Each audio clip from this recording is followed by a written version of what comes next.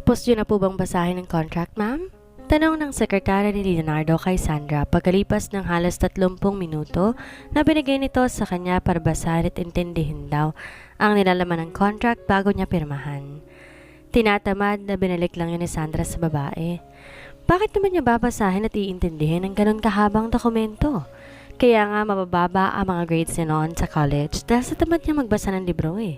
Tapos ngayon dahil lang sa kapiranggot na sahod, papahirapan niyang sariling umintindi ng mga bagay na wala naman siyang pake kung di lang dahil sa ama niya. Naiintindihan niyo naman po ba? Usisa ulit ni Mary Rose pagkatanggap ng kontrata kahit di naman niya to sinagot kanina. Otomatikong tumaas ang isang kiling ni Sandra sa narinig na parabang minamandohan siya. And why should I?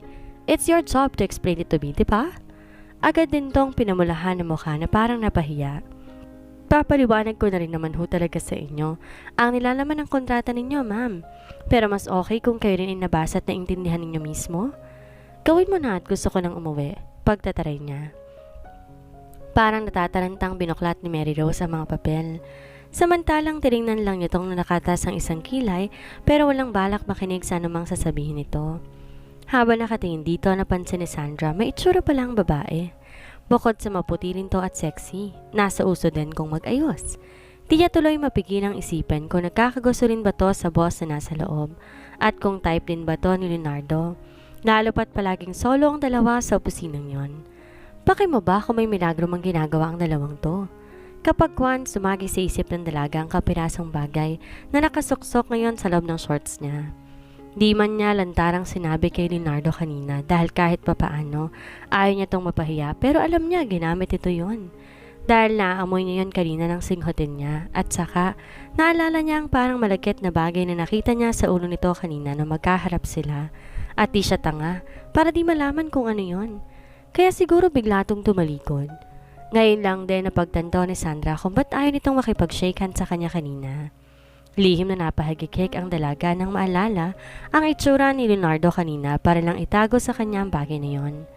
Tama kayang hinala ko na katatapos lang niyang mag-masturbate nang dumating ako? Nakaramdam na naman siya ng kakaibang init sa ideyang yon. Di niya akalaing may pagkahilig para talagang lalaking pinaglalaroan niya nitong mga nakaraan. Kaya may tendency na hindi na talaga nito palalampasin ang mga kapilihan niya kapag nagpatuloy siya. At kahit ilang beses mang sabihin ni Sandra sa kanyang sarili na walang dating sa kanya ang karisma ni Leonardo, di pa rin siya sigurado kung sa susunod ba na paparusahan ulit siya nito ay makakatanggi pa siya. Parang wala sa loob na naipasok ni Sandra ang kamay sa loob ng shorts niya at kinapa mula doon ang vibrating masturbator. She slowly shut her eyes and she didn't even know why. Basta naramdaman na lang niyang parang may namamasa sa gitnang parte ng kanyang katawan habang naglalaro sa isip ang imahe ni Leonardo na ginagamit ang bagay na yun. Pagamat di niya alam ang eksaktong paggamit nun dahil di naman totoong sinabi niya kanina na may mga sex toys din siya. Namamanyakan nga siya sa mga babaeng gumagamit ng ganun eh. Kahit pa sabing walang masama kung gamitin man yun ng mga kapwa babae niya para sa self-pleasure. Ma'am Sandra, naintindihan niyo po ba mga sinabi ko? Untag sa kanya ng sekretarya kahit mabilis siyang napadilat. Nang mapagtanto niyang sariling kamay na nasa loob ng shorts niya, ay dali-dali niya yung hinugot. Naghalong iritasyon at pagtataka sa mukha ni Mary Rose nang makitang ginagawa niya. Tapos na po ako magbasa at magpaliwanag. Agad? Di wala nga siyang naintindihan kahit isa man sa mga yon. Maliban sa huli nitong sinabi na bilang personal assistant daw ni Leonardo, kailangan kasama siya nito ng halos lahat ng oras kapag oras ng duty niya. Ganon kaokupado ng bagong boss niya ang isip ni Sandra, kaya wala siyang naintindihan sa pinagsasabi ng sekretary nito. Napasimangot si Sandra sa tila pagkairita sa kanya ni Mary Rose. Of course, naintindihan ko. Ano akala mo sa akin, tanga? Galit na hinablot niya rito ang kontrata, tsaka walang ano-ano pinirmahan yon. Di na niya hinintay na magsalita ulit ang sekretarya na parang di makapaniwalang basta-basta lang niya yun pinirmahan. Tumayo na si Sandra at saka binahiran ng alis. Pero bago pa man bumaba ng hagdan, napalingon siya sa pinto ng opisina ni Leonardo. Nakita niya pumasok doon si Mary Rose. Saka lang niya napansin ang maiksing pencil skirt na suot nito. Di niya malaman kung ba't parang may nararamdaman siyang pagtutol sa ideyang magkasama na naman sa loob ng opisina ang mag-boss. Paano kung di mapigilan ni Leonardo ang pagkakahilig at mapagbunto na nito ang sekretarya? Sa itsura pa naman ni Mary Rose, mukha nang tong professional pero sigurado, agad tong bibigay kapag nilandinang ng kaunti. Lalo na't kasing hot ng boss nito. Ngunit nang maalala ni Sandra ang sex toy ni Leonardo na nasa loob ng shorts niya, napailing siya. Di nito kailangan gumamit nun kung may isang Mary Rose tong napaparuusan lagi. Mukhang tama nga siya na hindi active ang sex life nito. Sa bagay na yon, napangiti ang dalaga. Paano kaya paninindigan ng lalaking yon ang kasinungalingan sa akin? Dumiretso si Sandra sa bahay ni Leonardo pagkagaling niya sa opisina nito. Ayaw niyang magpakalat-kalat muna sa farm na gano'n ang itsura niya at baka makasalubong na naman niya ang HR manager. Pagaman naisip niya nang gamitin si Aldrin kapag gusto niyang inisin pa si Leonardo dahil nga sa naaamoy niyang hidwaan ng dalawa. Gayunman, di niya talaga gusto ang aura ng taong yon. Masyadong bilib sa sarili. Dahil sinabi na sa kanya ni Leonardo na iniwan lang nitong hindi nakalak ang kubo nito, wala naman daw magtatangkang pumasok doon, kaya nakakapasok pa rin si Sandra kahit wala siyang susi. Pagkapasok niya sa loob, muling nag-ring ang cellphone niya. She frowned na makitang pangalan na naman ng kanyang ama na lumabas sa screen ng cellphone niya.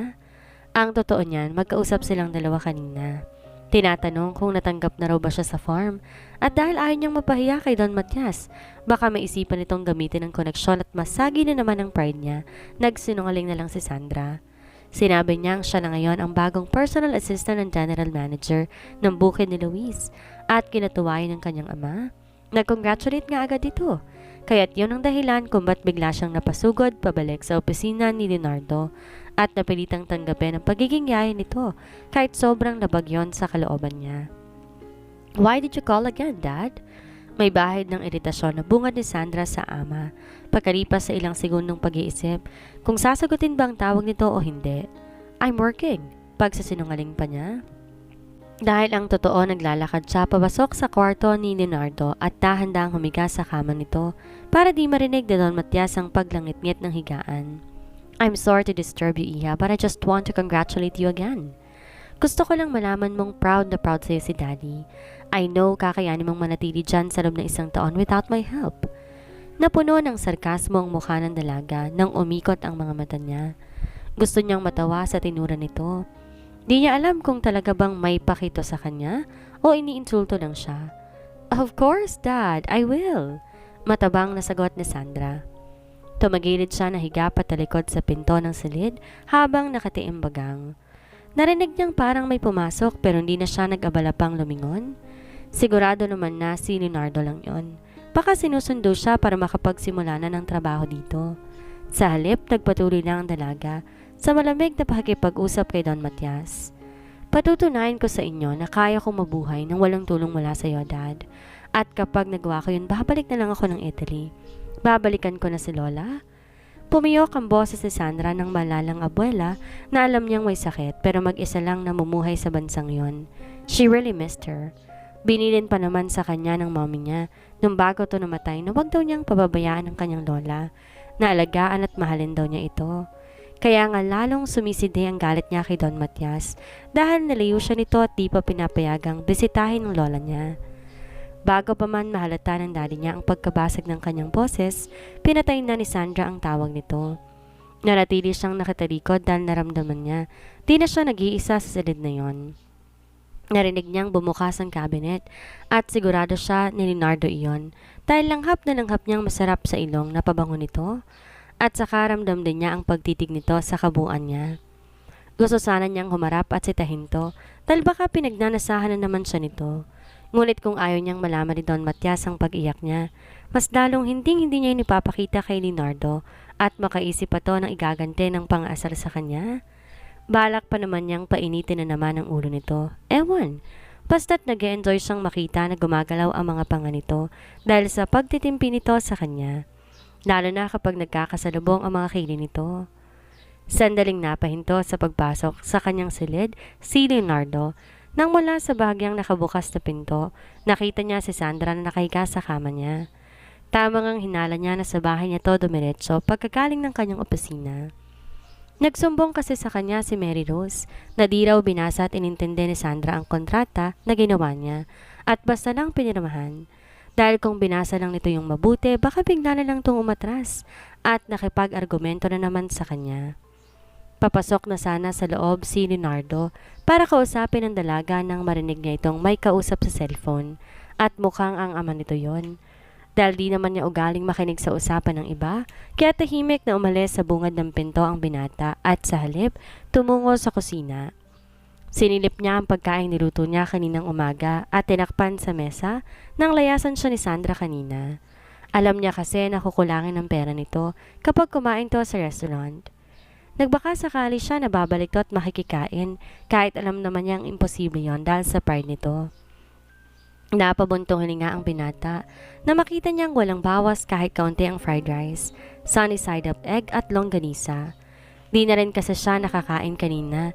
Talagad niyang sinundan si Sandra nang maalala niya, hindi nga pala desente ang suot niya. At tama lang ginawa niya. Dahil kung nahuli lang siya ng dating, baka tuloy na tong nadala ni Aldrin sa opisina ng HR. Kahit kilala naman ni Leonardo ang personality ni Sandra na di basta-basta madadala sa landi, nag-alala pa rin siya at yon ay dahil mas kilala niya si Aldrin pagdating sa mga babae. At sigurado, gagamitin yung dalaga para makuha nito ang gusto. Kaya nga kahit walang balak niyang kunin tong personal assistant dahil ibang trabaho inihanda niya talaga para dito, agad-agad nagpagawa ng kontrata si Leonardo para lang din na nito gamitin pang HR manager at magkaroon ng trabaho sa farm. At para nga tuluyan nang mailayo kay Aldrin si Sandra, kaya niya yun nilagay sa kontrata kahit alam niyang tututol ang dalaga. Di naman niya akalain na hindi nito yun babasahin at basta-basta na lang pipirmahan. Dalawa na tuloy ngayon ang problema niya at puro major problem pa. Uminit ang tenga ni Leonardo nang maalala ang kanyang vibrating masturbator na hanggang ngayon nasa kamay pa rin ni Sandra. At hanggang ngayon din wala pa siyang naiisip na magandang ideya kung paano yun mababawi nang hindi siya nito pinagtatawanan. Kahit kumakalam ng sikmura, umalis muna ng kusina ang binata. Bumalik ng silid niya para subukan na naman pawiin kay Sandra ang pag-aari niyang yon bago pa man yon kumalat sa buong farm. Baka tapos na tong makipag-usap sa ama. Ngunit pagpasok pa lang niya ay nakita na naman niya ang maumbok nitong pang-upo dahil nakatalikod to sa gawi niya. Patutunayan ko sa inyo na kaya kong mabuhay na walang tulong mula sa iyo, Dad. At kapag nagawa ko yun, babalik na ako ng Italy. Babalikan ko na si Lola. Narinig niyang sabi nito sa kausap. Bahagyang kumunot ang noo ni Leonardo dahil narinig din niya ang pagpiyok ng boses nito. Bukod sa galit na nababakas niya sa tono ng pananalita nito, ramdam din niya ang lungkot ng dalaga na parang pilit lang tinatago sa kausap. Hindi niya maintindihan kung ba't parang may parte ng puso niyang nasagi habang pinakikinggan niya si Sandra. Siguro dahil alam na alam ng binata ang ganong tono, yung kahit lungkot na lungkot ka na, pero kailangan mong ipakita na matapang at matatag ka. Para sa mga taong ayaw mong makita kang ganon. Lalo na sa nag-iisang kapatid niya noon at sa napatitig sa kisame at mahigpit na napakayom si Leonardo para labanan ang lalong pananikip ng kanyang dibdib. Ngunit hindi niya inaasahan na sa muli niyang pagsulap kay Sandra, agad magbabago ang nararamdaman niya. Kung kanina puso niyang nag-e-emote, ang puson naman niya ngayon ang nakaramdam ng reaksyon habang tinitigan si Sandra, nakaiga sa kama niya at nakatalikod pa sa kanya. Bakit kailangan niya itong makita sa paboritong posisyon niya? He took a deep breath bago lumapit sa cabinet. Imbes kumprontahin to, naisipan ni Leonardo na maligo na lang muna at baka sakali malamigan ang katawan niyang nag-iinit na naman. Ayaw niyang bumalik sa opisina niya na hindi nabibigyan ng solusyon ng problema niya. Baka di siya makausap na matino ng mga kamiting niya. Mga professor pa naman yon mula sa isang malaking university sa Maynila para sa mga estudyante na gustong mag-on-the-job training sa bukid ni Luis.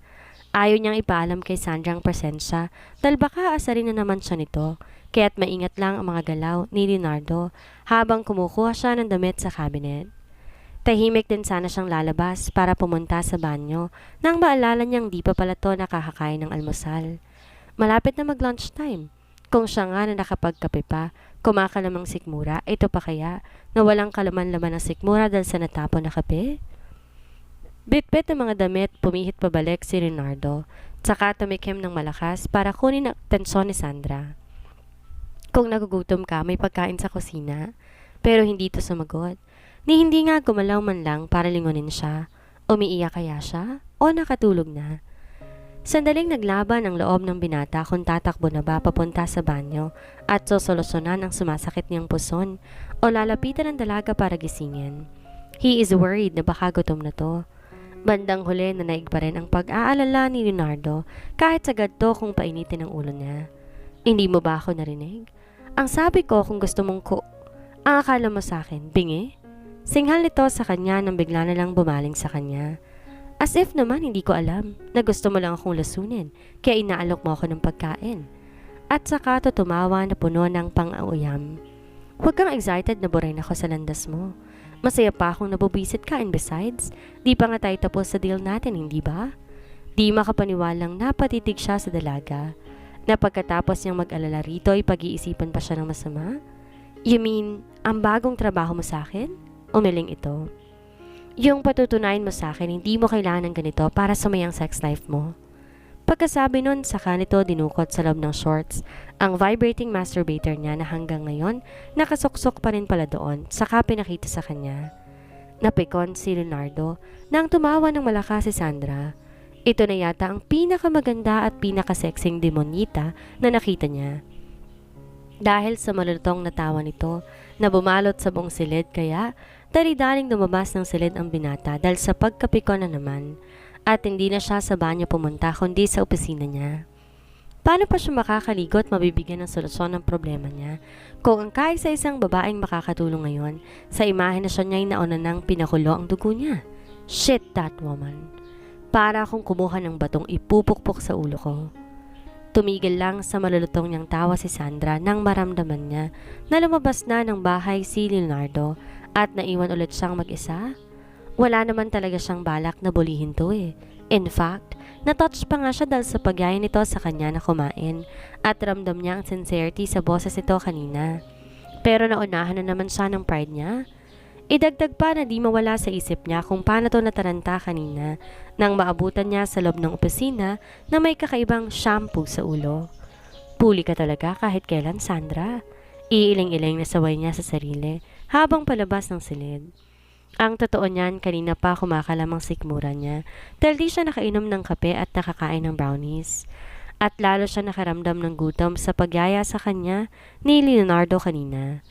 Nasayang kasi ang halos 1,000 niya nang dahil sa algae na yon. Ayaw na ayaw mo na binubuli ka o kahit makakita ng binubuli pero kung pagtripan mo si Leonardo, tandaan mo, boss mo siya na ngayon at siya magiging tulay para sa balak mong pagmamalaki kay Don Matias. So be good to your boss, okay? Kahit mariin na ang paalala ni Sandra sa kanyang sarili, ayaw pa rin nun mag-sinkin sa isipan niya. Mas excited pa nga siyang bulihin to. Ewan. Basta naaaliw talaga siya sa taong yon. Pero syempre, babawi muna siya dahil sa pagkain hindi niya alam kung sinadya ba nitong lutuin para sa kanilang dalawa. Dahil marami yon para sa isang tao lang. Busog na nga siya kahit kalahati pa lang nauubos niya eh. Pagkatapos niyang kumain, naligo muna si Sandra. Nagpalit ng damit na medyo desente kaysa suot niya kanina. Nagwisik din siya ng mamahaling pabango, naglagay ng manipis na lipstick. Balak niya kasi na magsimula na rin sa trabaho niya. Nakapirma na siya ng kontrata kahit paninindigan na niya iyon. Pagamat wala naman talaga siyang pakiron, ngunit aminadong dalaga na sa kalagayan niya ngayon, kailangan niya yon. Pagkatapos magayos ng sarili, binalot ni Sandra ang mga natitirang pagkain at dinala niya yon papunta sa opisina ng bagong boss niya. Bubusugin niya muna to bago bulihin na naman. Sandaling napahinto sa pakikipag-usap sa telepono si Leonardo nang pumasok sa opisina niya si Sandra. He gulped noticeably when he saw her wearing a red mini dress. It looked hot on her, lalo na't bagong ligo. Matangkad pa rin to kahit naka-flat sandals lang. Napamara sa isip niya ang binata nang maramdaman niya. Nagsimula na namang mabuhay ang pagnanasa niya nang dumakong kanyang mga mata sa mahahaba at makikinis na legs ng dalaga. Umupo to sa sofa na di kalayuan sa kanya na makitang may kausap pa siya sa telepono. Ngunit nalo siyang na-distract na mag-cross ito ng legs at titig na titig sa kanya. Okay po sir, sasabihin ko na lang po sa kanya para tumigil na sa pag-iyak. Saka lang siya parang natauhan nang marinig niya ang boses ng kausap mula sa kabilang linya. Agad niyang nilayo ang tingin kay Sandra at tinapos ang pakikipag-usap. Salamat ho, ikaw na munang bahala sa kanya. Iyon lang at binaba niya ang telepono.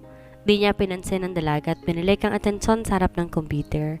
Pero naiilang siya sa presensya nito, lalo na't hindi pa rin ito inaalis ang tingin sa kanya. Di naman to nagsasalita na lalong dumagdag sa pagkailang na nararamdaman niya. Isang malakas na buntong hininga ang pinakawalan ni Leonardo bago binitawan ng mouse at sinulyapan si Sandra. What are you really doing here? Naiinis na tanong niya rito kapag kuwan. Di pa rin kasi mawala sa isip niya ang malalakas itong tawa kanina.